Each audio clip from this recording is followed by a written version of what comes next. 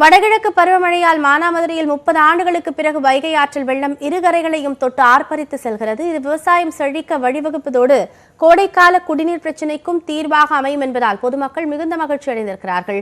இதனிடையே வளைந்து நெளிந்து செல்லும் வைகை நதியின் அழகினை நியூஸ் 18 தொலைக்காட்சி கழுகு பார்வையில் பதிவு செய்துள்ளது.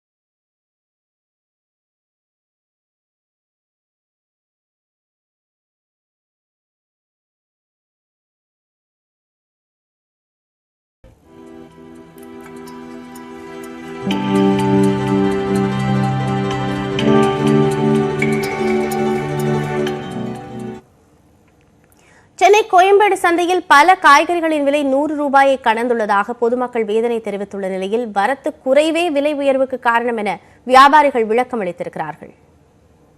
எங்கள் வீடு பக்கத்தில் ஜாஸ்தியாக இருக்குன்னு இங்கே வந்தால் இங்கே அதுக்கு மேலே விலையாக இருக்குது. கத்திரிக்காய் 110, வெண்டைக்காய் 110, அவரைக்காய் 90 ரூபாய், இந்த மாதிரி ரேட்டு போயிட்டே இருக்குது. எங்களால் 4 பேர்